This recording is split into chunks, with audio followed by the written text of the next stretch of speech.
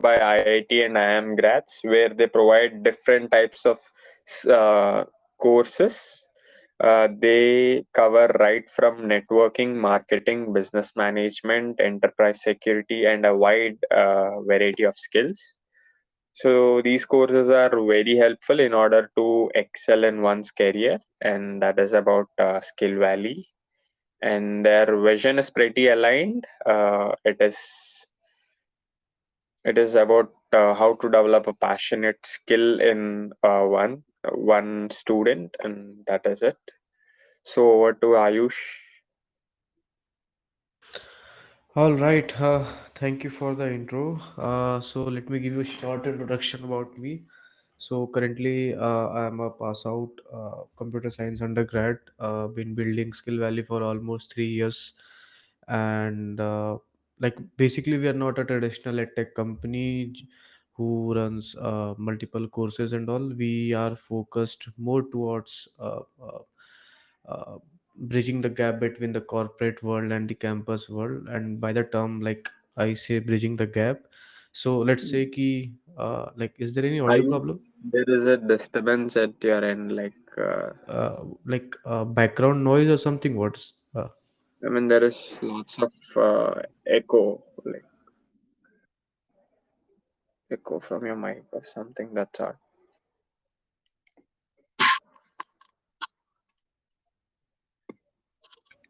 now? Is it okay? What's the No, it is still the same. Just a second. There is issue with my mic, I guess. Now, Yeah, but now I it's okay. hear you. Now is it proper? Yes, now it is proper. All right. So there is an issue with my mic. All right. So I was talking about ski. So when I say about bridging the gap between the corporate and the campus world, or the not the traditional tech company. So like you all are right now, I guess in the third year or maybe in a final year. So when you transition from a Yes. college to the corporate, or maybe in a startup, or like whenever you go and work in a different company, the situations are very different. The skills that you learn here in college, the projects that you build here, the frameworks that you learn in college are very different from the thing that you are going to learn in the corporate. So what we are doing right now is we are bridging this gap. Like so, we have a different method. We onboard problem statements from different startups. We onboard students in the form of a team, like a team of three or a team of four, and then we give them a problem statement that they need to solve in 8 weeks. So basically, it's kind of a hackathon. On top of that, you will be learning a lot of industry exposure, like how you need to document things, how you need to write a code, how you need to debug the things, how you need to deploy the things, how you need to market your product. So basically, right from the scratch, from building a product to deploying a product and getting into the market with the hands-on expertise. So this is what we cover, and after that, we place these students into different startups. So this is what we are doing right now with Skill Valley. Okay. Okay. All right. So basically, to share about my journey, I prepared few points. Not a PPT. I'm not much of a PPT guy. So let me tell you, like, if you want to start a startup, and like basically, let me share it through my story. How did I start it about? So when you see your people on social, they will share something key. I was from a very small town. I was from so background, and we built on a startup. So it's basically a hype created around to gain some followers and traction around their startup. But the Hmm. actual scenarios is very different for everyone, I guess. The situations are very different.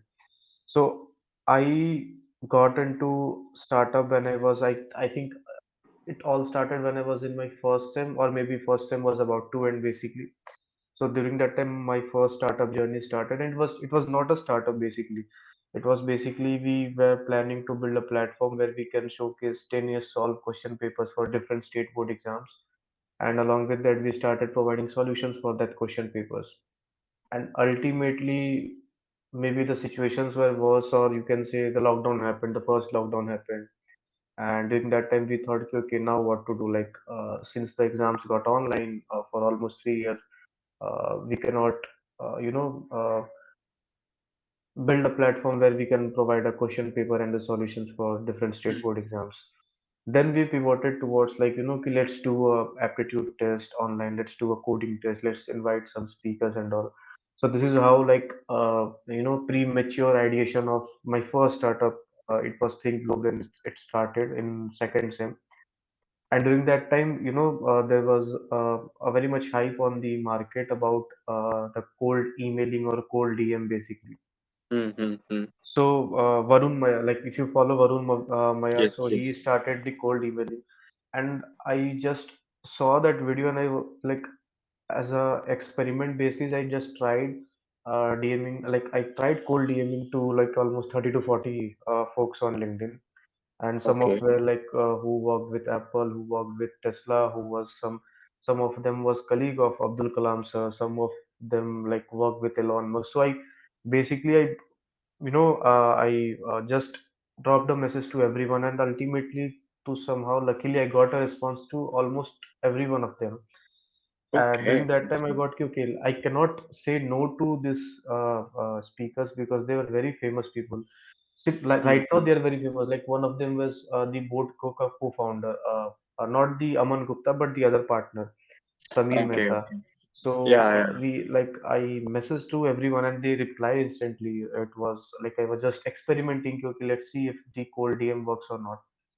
And this is how it started. And ultimately, 25 to 30 mentors said yes. Okay, we are ready to give 1 hour session with on your platform. And then I thought, okay, I cannot say no to any one of them because they are a very big person. So I thought, okay, why not let's organize a kind of a conclave of 15 days, and each date 15 or two or three speakers will come and share their knowledge on their domain. So that gave us a boom. Like the students started loving, okay, we need to interact more with the founders like this. So there came an idea, okay, we can organize more such workshops and hackathons and everything. But ultimately, I left the first startup in December 2021. Yeah, 2021, I left the startup. And then Skill Valley was started in Oh, next year, basically in Feb. But when I started Skill Valley, it was not for the student sector. We started with corporate trainings for the someone who has some 5 years or 10 years of experience.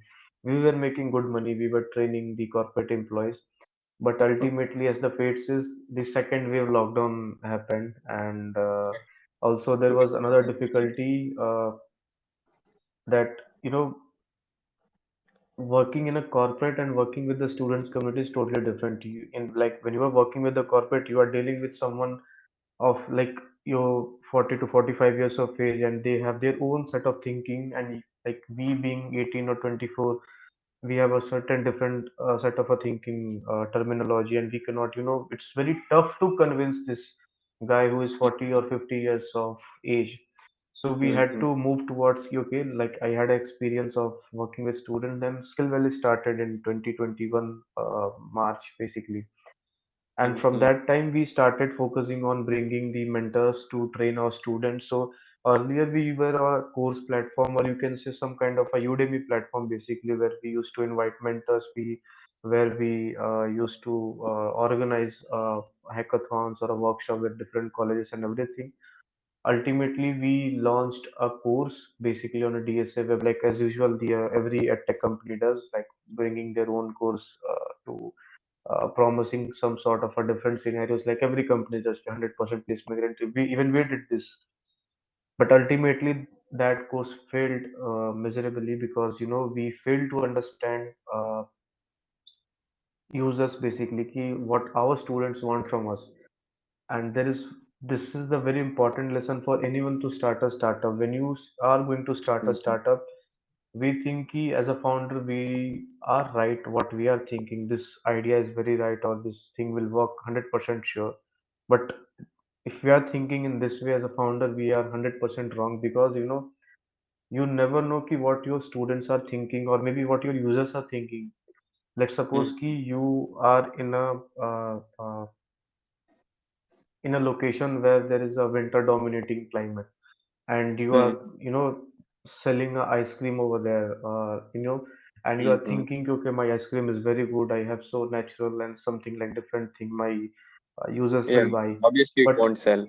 it won't sell because there are different scenarios. Their users need a warm thing to drink or something to eat, and you are Mm, selling a cold thing in a cold region. I mean, there are people who will purchase it. Like, I prefer ice creams in the cold as well, but there are majority of the people who don't prefer cold, and ice creams in the cold yeah, season. absolutely. So situations are like, it's like 90 to 10 ratio. 10 people will buy, but 90 people will Mm, reject that. So mm, you need to talk to your users. If you're not going to talk about what you are building to your users, is you cannot, you know, build things greatly. And mm, there is also another problem when you start talking to users, no? When you are first time founder.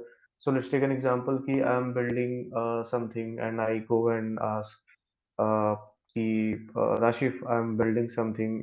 Would you be interested in purchasing, or would you be interested in trying our product? So if me and Rashif are friends, so he will say, "Ki, okay, bro, like we can do this, or we can, like, I will just as a courtesy, he may purchase my product for a first time, but he will not be a regular customer for my product. he won't But retain.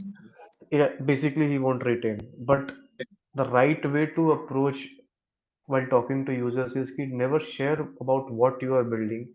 Instead, Mm, try to create a story around that problem statement. Let's suppose ki you are building, okay, like you are okay. building a car travel agency, or maybe a, like, let's Mm, suppose you are mm, building an Ola, for instance. And if you go mm, and talk about ki I have a rental car, would you purchase or something asa, so then mm, nobody will be interested in sharing a real insight that could help you. mm, The other example is, let's say ki you get a lot of calls daily from the credit card company or a different companies asking mm. for a feedback or so on.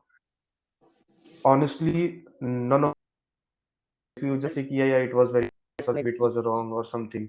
But that actual Exactly. feedback is not helping them to gain the skill set, because we don't want to get that spam call or that spam message, or get stuck in between this feedback loop.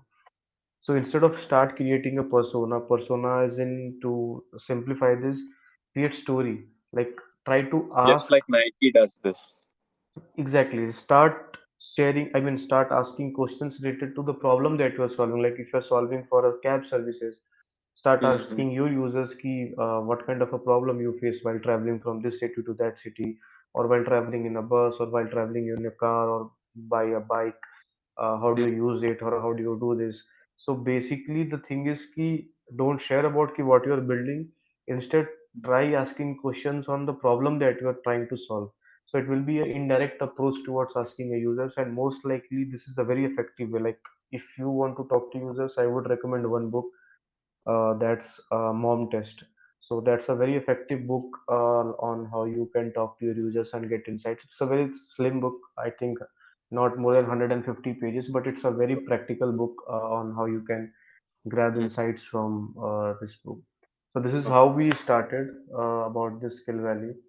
The Mm, second pointer is, if you are if you're planning to start, so there are multiple things to before you need to. So what I would suggest, like what I did, like my biggest mistake was key, when I started, I did not focus on building a distribution, or maybe you can say building a brand of myself on a mm, social mm, media. So mm, even if you don't have, like, if you have an idea and if you want to pursue this as a startup and you started building a team and all different mm, thing, the first approach you need to do is to start building it on a social media.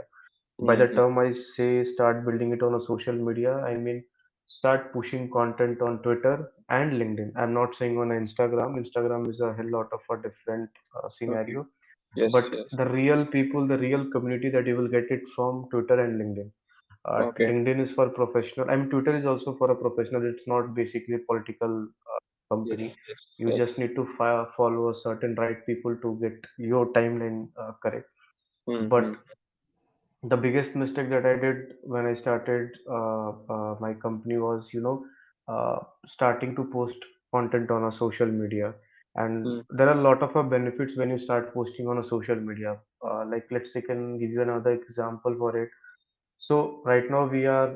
open to cohort 4 registration, and we launched it 10 days back, and we are almost I think 62 or 65 registrations as of now. So almost 5 to 6 students are registering for our cohort, and it's not like freshers are joining. We are getting really good candidates for cohort 4 admissions. And the thing is ki we haven't started any marketing yet. The only way that we are getting registrations is ki I'm sharing a content daily on LinkedIn and Twitter, and through that medium, I'm getting a lot of like 5 to 6 users daily, basically. Considering the fact that we are a cohort based, and it's a good number for us. Uh, uh, so having a brand on social media affects you in a very different way. Like you get to interact with a lot of founders, you get to interact with like basically you have a brand or you are sharing a story on social media, and one day if you are in a trouble or one day you want to hire your first teammate, you can just do it from your profile basically. Another example would I can give you so that you can relate is so two Physics years back. wala Pandey, Aman No, no. Agarwal. I like we went into collaboration with India's one of the biggest college. We did sign a MOU for a deal. It was around 7 to 8 lakhs deal.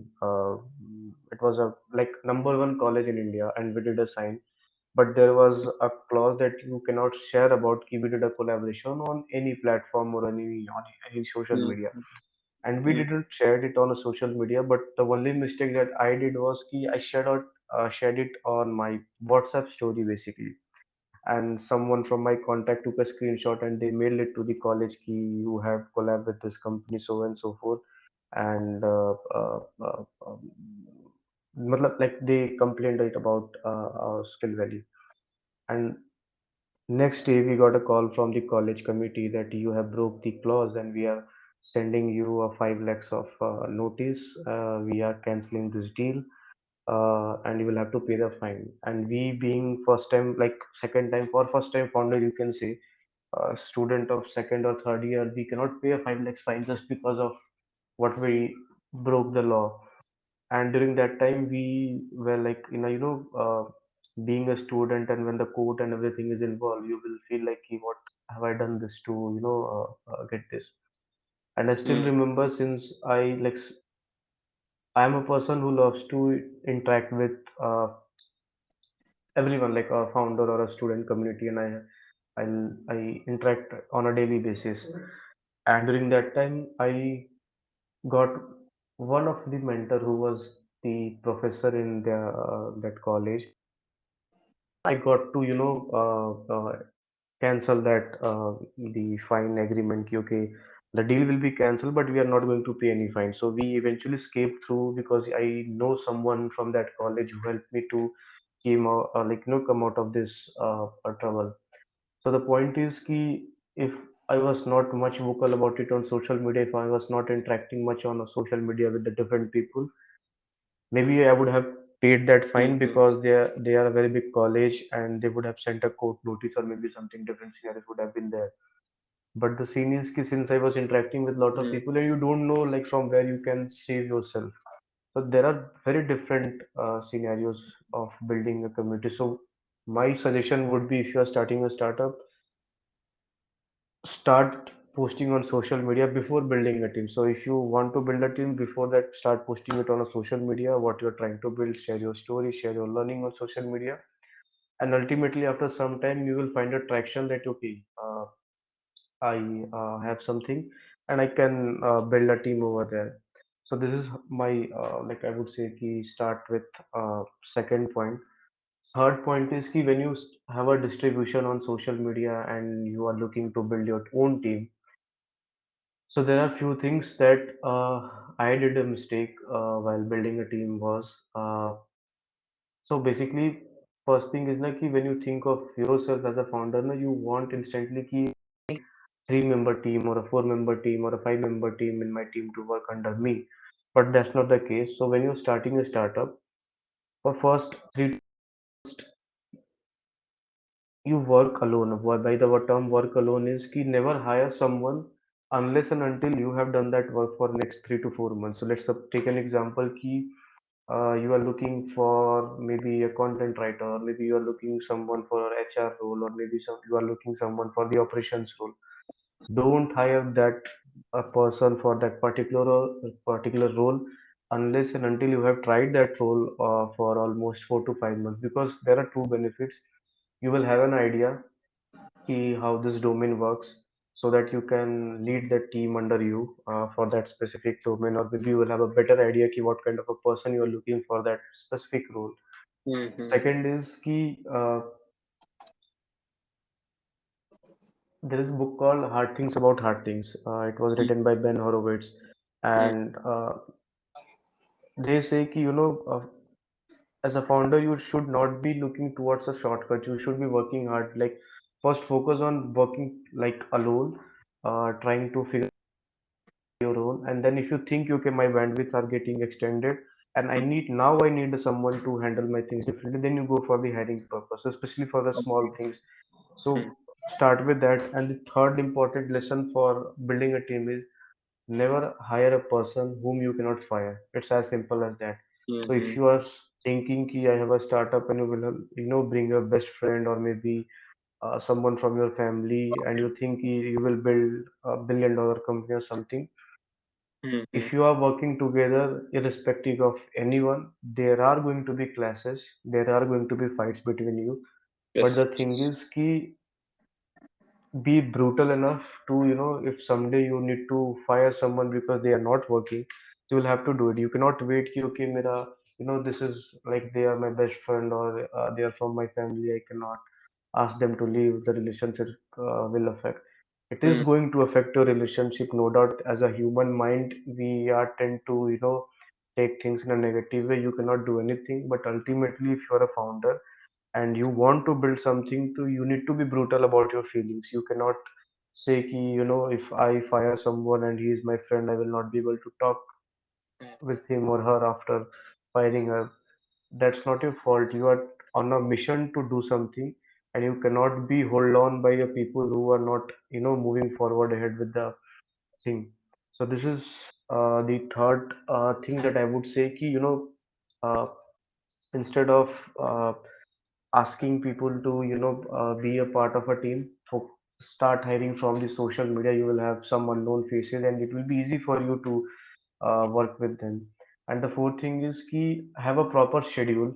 So what I do generally is ki, let's say ki if I am hiring someone for a particular role, I have a plan. So like, let's suppose ki if some intern or some full-time member is joining on 5th of May.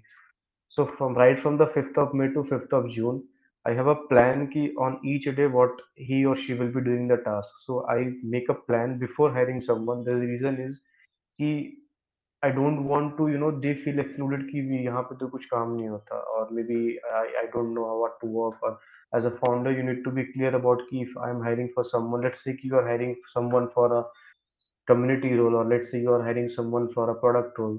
So you should be clear about कि if you are bringing someone new to the environment or new to the team, what kind of a task he or she will be doing across, maybe depending upon the situation, but you need to have a plan. So I make a plan basically, what kind of a thing I will be asking them to do on a daily basis. Another thing is कि as a founder you should be be straightforward. Straightforward as in कि don't try to sugarcoat anyone. कि if they are not working, be brutal enough to give Okay. good feedback. By the term brutal enough कि you should not be yelling at them. So you need to build a good culture, but ultimately you should also send them a actual feedback. If someone is not doing well, you need to go on a one-to-one call and explain them if this was what I was expecting from you, and this is what I am getting from you. This is not going to work between us. Either you perform well, otherwise I will have to look into something else what I can do it on this rule. So you need to be clear about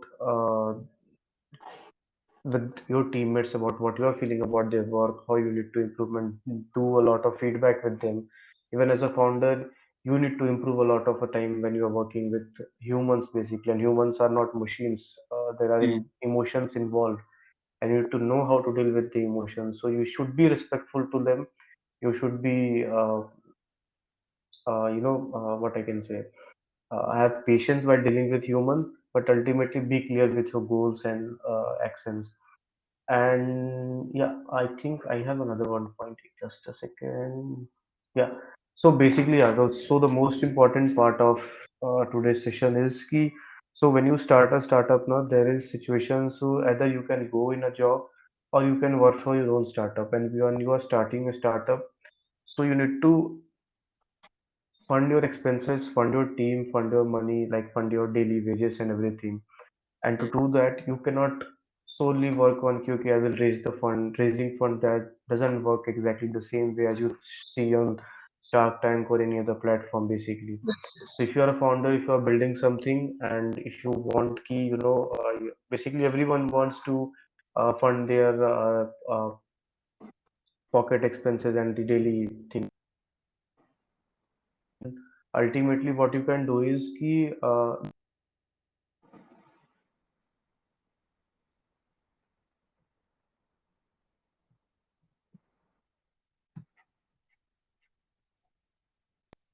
So sorry.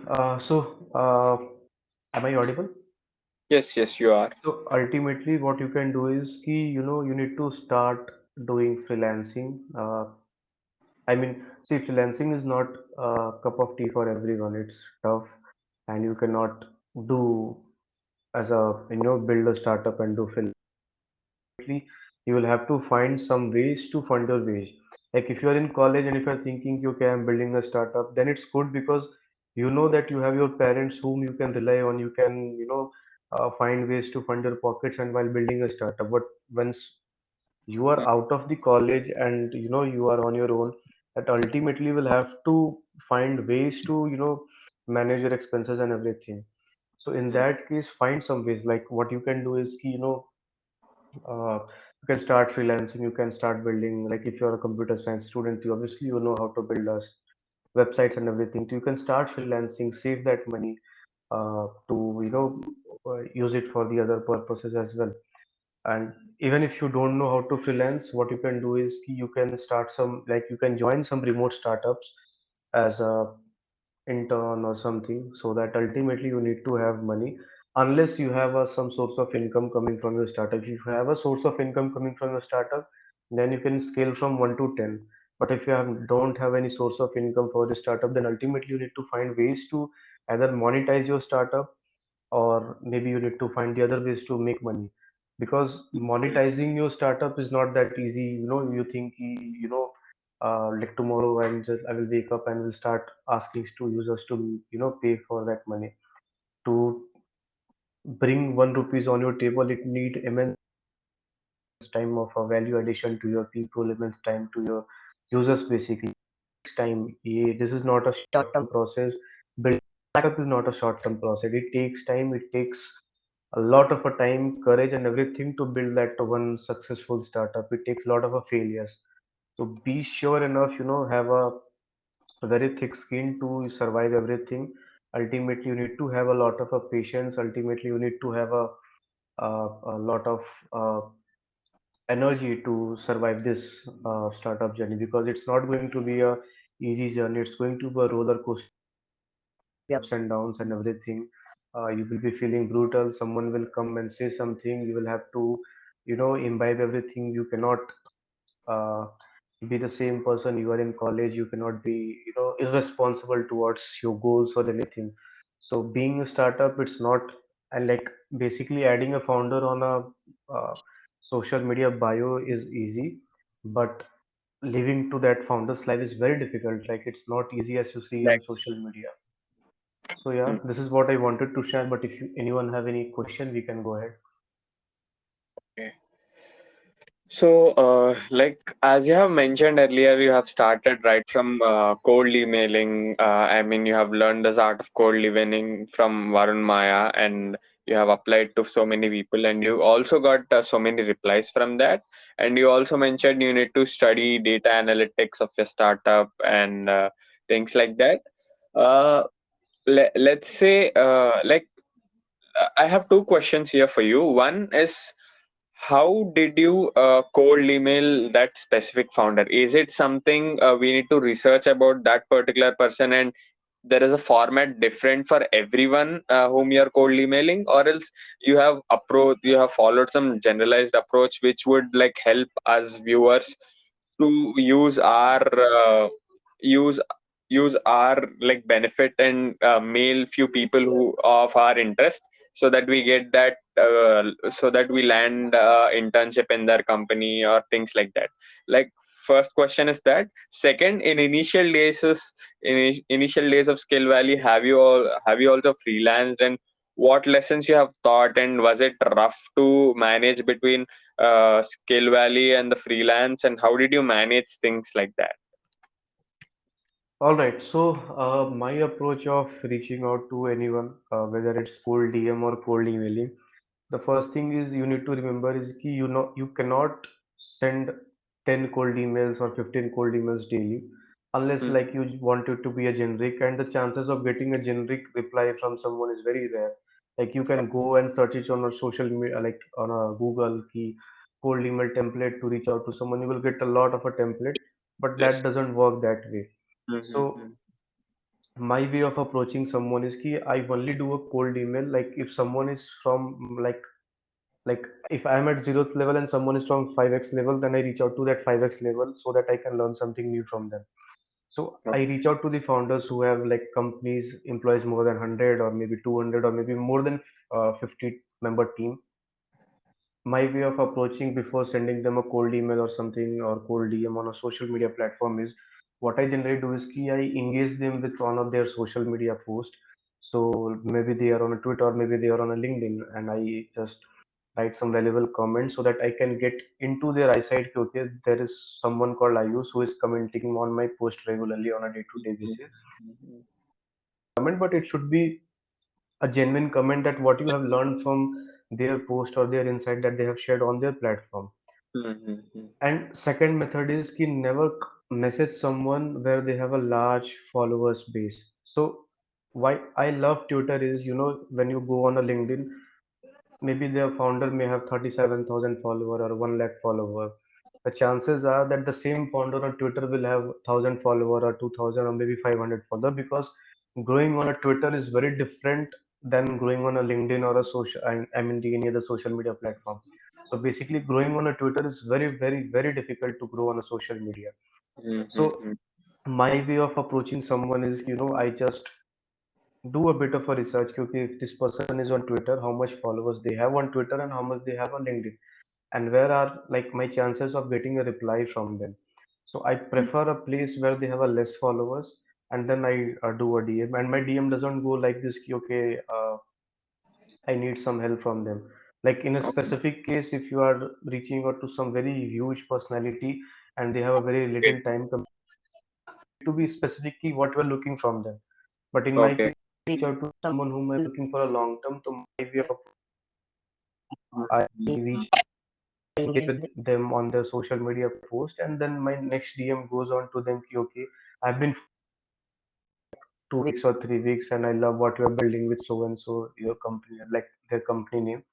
I love how you have shared about the strategy of building a team, or maybe some insights Yes, about yes. your their recent post that you related to your world.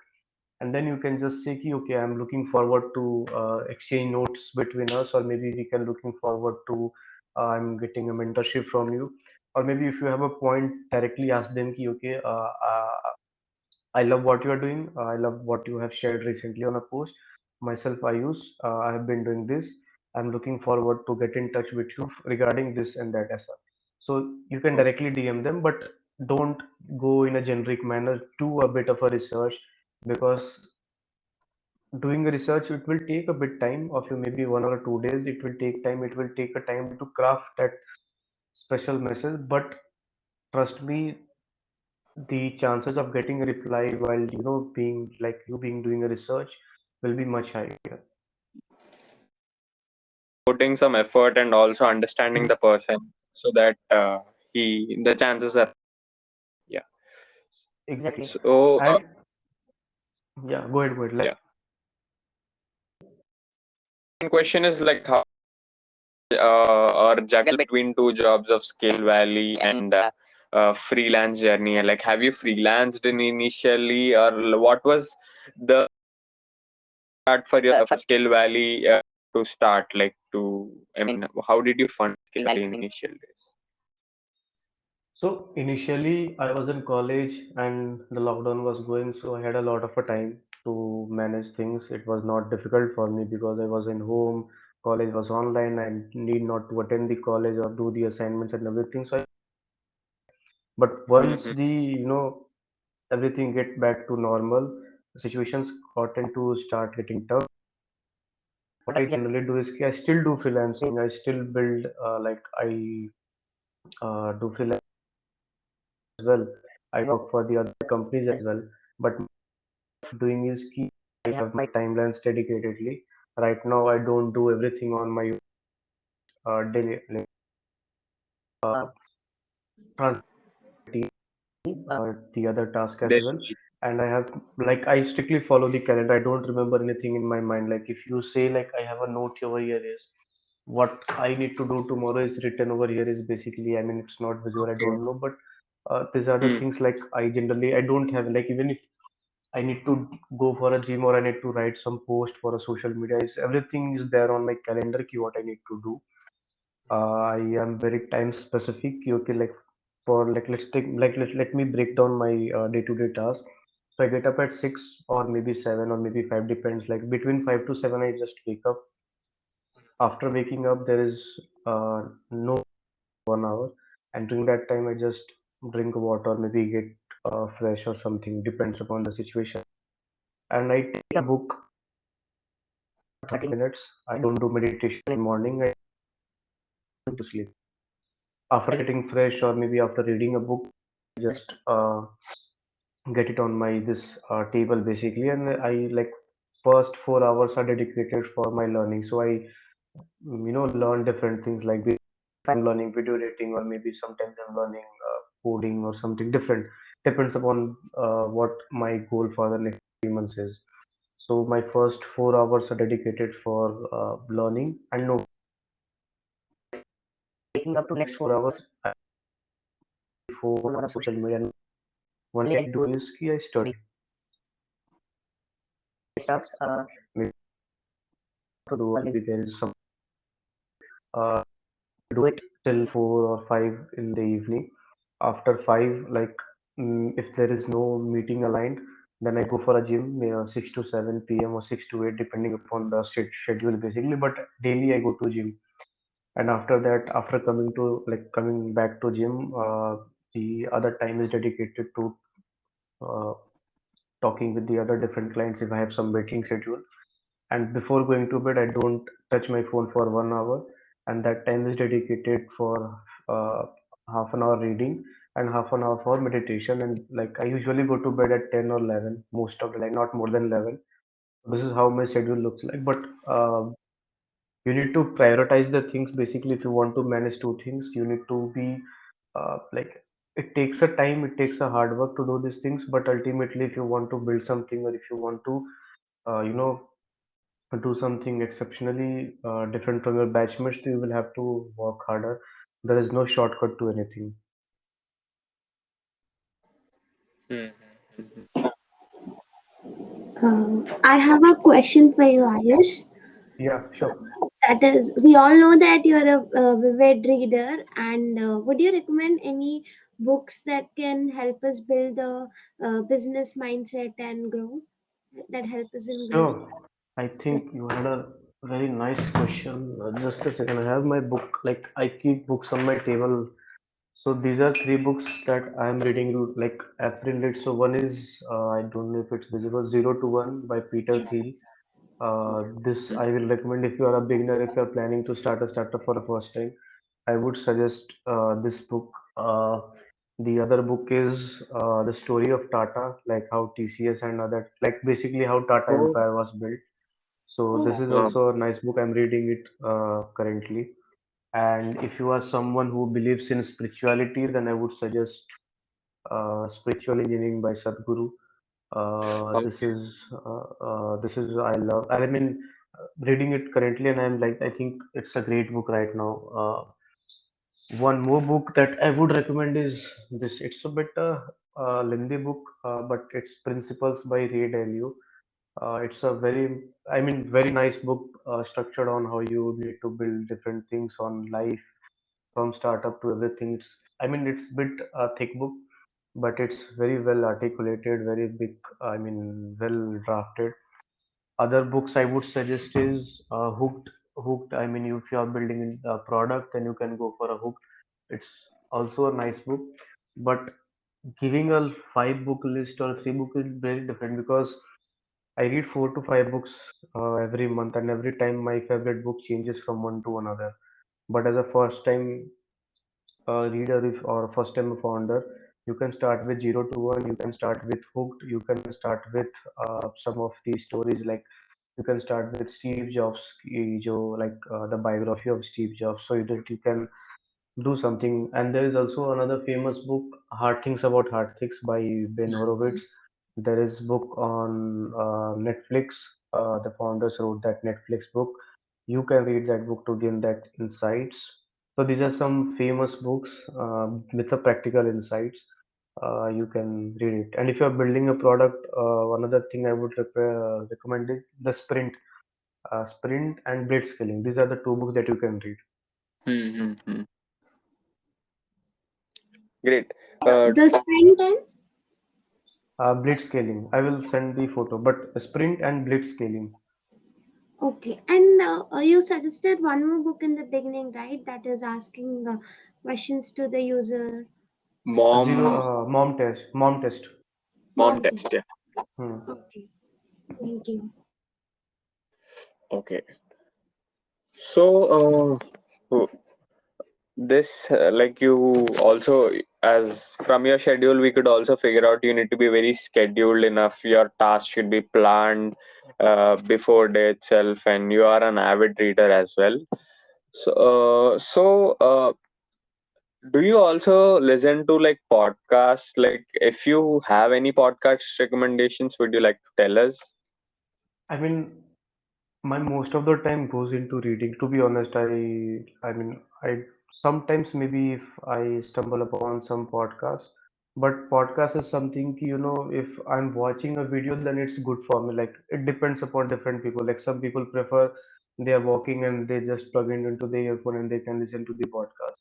But I am Hmm. someone, if I'm reading something or learning something, my focus should be on that particular thing. I cannot divert my attention. So Hmm. while working or while doing a workout, listening a podcast, that doesn't work with me because either I can focus on listening the podcast or I can do the gym or I can do the other work. So Okay. I don't listen to podcast avidly much, basically, but there are some channels like there are this Dostcast. I've listened to Dostcast. Vinamra ke sana. Namr Kashana. The other is I listen to podcasts on very taboo topics. Like I was recently listening a podcast on how this basically what you can say. Uh, uh, um, I mean, I don't remember the topic exactly. Let me just check it. Just a second. Hmm. Yeah, it was of my first million, like how they sold their startup to PayPal. So I mean, I don't have any particular list about podcast. It's just that what if any podcast comes into my suggestion, if I like the topic, I will just go and watch it. If I have a time and I can just watch the YouTube, I cannot just listen it to, like a music. I cannot learn something from the podcast. Like this doesn't work for me basically. So if I Okay. want to learn a podcast, I need to watch it like a movie or something for a long time, then I can grab something. Otherwise, I don't Mm-hmm. prefer while working out or doing anything to listen a podcast. Mm-hmm. Absolutely. Like, it depends on individual to individual and how they consume Exactly. content. Hmm. So things like that. So about like you have this routine where you read books, you go through so many things and things like that. And coming back to Skill Valley, uh, how does it's been? I mean, how you have told the journey has been of 3 years, and how do you how are things going at Skill Valley, and where do you see this edtech space going in the next decade, and what are the opportunities or the challenges one could explore in order to make his name in edtech space? Is this market very crowded, as like Byju's and so many players raising millions of dollars, and again like getting into some public troubles, as there been some case, some ED raid on Byju's and things like that? What are the challenges we could solve, and how to like identify problems, and where is this next decade of edtech startup going? Is it going to be prosperous, or is it going the other side around, like things like that? It is What are going your to be comments on this? prosperous. It is going to be prosperous. Okay. It's not going to be on the downfall side. Let's just see, if someone is doing bad thing, that doesn't mean ki like 99 other peoples are also doing a bad thing. And what Yeah, I yeah. believe in the EdTech is what, there are a lot of companies. This space is very Yes. crowded, Yes. and everyone start their company by saying ki we will focus on student, we will do this, we will do that. But ultimately, when they grow at some point, or maybe when they, after some time, they forget the main vision of why they like, why did they start the startup? And Mm-hmm. the space is very crowded when it comes to, JEE mains training or maybe web development course and everything. And Yeah, yeah. right now, looking at the resources on learning part, especially like if you want to learn aptitude, maybe, or maybe if you want to learn web development, Mm-hmm. there are hell lot of resources here available on the internet that you can learn it for a free. Why you need to pay that money to, just to learn particular skill, basically? So I Exactly, don't exactly. think this is going to be a very long-term sustainable game, and I don't believe in. My vision for edtech market is key. If you are into edtech, and if you are uh, helping students, so you should be focusing more on adding value to the students' life any way possible, maybe you through your program, or maybe through your some other means as well.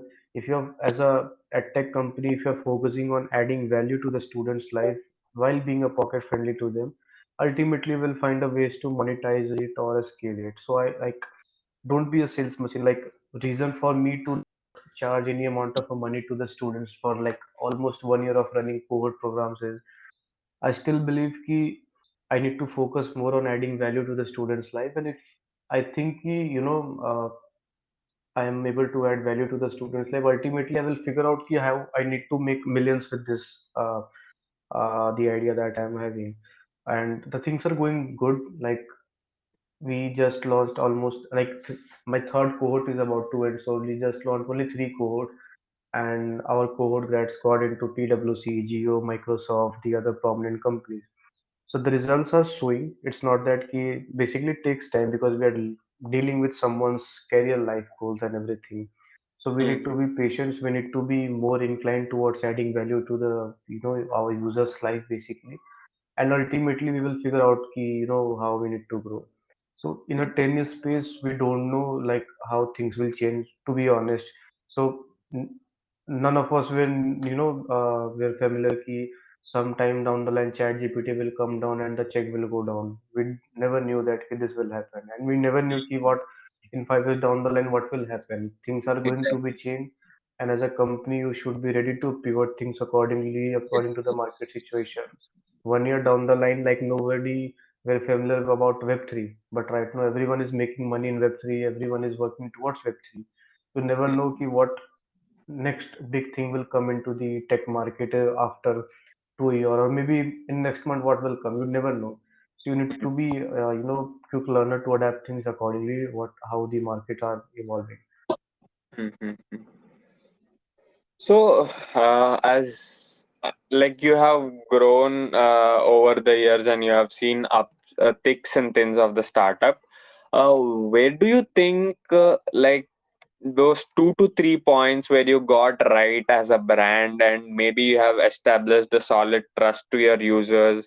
uh, like, is it a trust factor, or is it something, the value addition factor you have focused on? What things got right for over 3 years in Skill Valley, which has been a new paradigm shift in the Skill Valley, I mean, Skill Valley's journey thing? Can you explain about that? So Honestly, we are still figuring out on a lot of things. To be honest, we are not a very big company, we are still figuring out a lot of the things. But what have worked with us is, I like if I can show it, but I just have a one line written over here on his key why I started Skill Value. So my main focus was to add value to the student's life because I, being a student from tier 3 college, not having many opportunities, or maybe like I wanted to do this, and I know like I just wanted to be on the routes ki why I started this in the first place. And this Mm-hmm. is what have been working with us for like almost 2.5 years or 3 years, you can say. Like we are more focused towards the student centric, even when we were launching the courses, or right now even we are doing the core programs, we are Mm-hmm. very much inclined towards the adding value to the students life. And Mm-hmm. like on a daily basis, like I just have a 1 hour dedicated only to talking to my students, anyone, Okay. like even if not like my schedule is ki I talk to one student daily on a one-to-one Zoom call to understand things like what they are facing difficulty or how I can help them in any way possible. So Mm-hmm. this is what I've been working with us. Ki we are focusing more on towards adding value to the student's life and not towards being a sales machine. And this is what have been working with us, to be honest. Mm-hmm. So it is all about value you provide to your customers, and it's more Hmm. of value driven. It's about give, give, give. Then somehow you will find your way to the riches as you are adding value to your customer base. Okay, and Exactly. also I mean, understand. situations can be different for a different companies or startups, but if especially if you are in a tech company, and not even a tech company, but for every startup or a company, your main thing is your users, and if you can't satisfy your users, you cannot sustain your business. So Hmm. you need to be user friendly as well. Yes, yes, yes. Yeah, understanding the user base is like very important. As the Uber founder also has went undercover for 2 years, and I mean 1 year or so, and he used to drive cabs and understand the user experience, and that's how you also do in Skill Valley, like doing one-on-one sessions, and that's been okay, great to understand how things are working in Skill Valley. So that is it. And are we okay to take any questions if Yeah, yeah, people? go ahead, go ahead. Okay.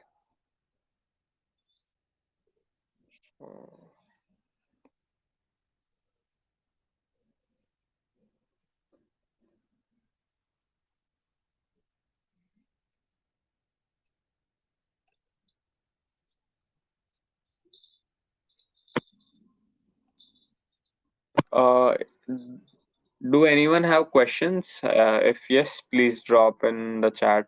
We'll take you as a.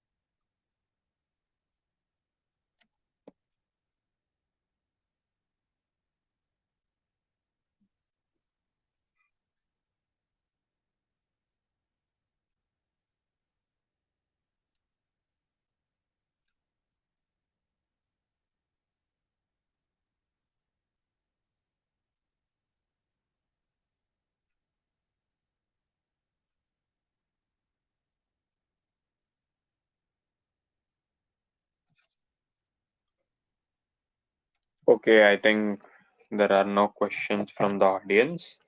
So All good, thank no you, issues. Ayush. It was great talking to you, and we wish you all the best with Skill Valley.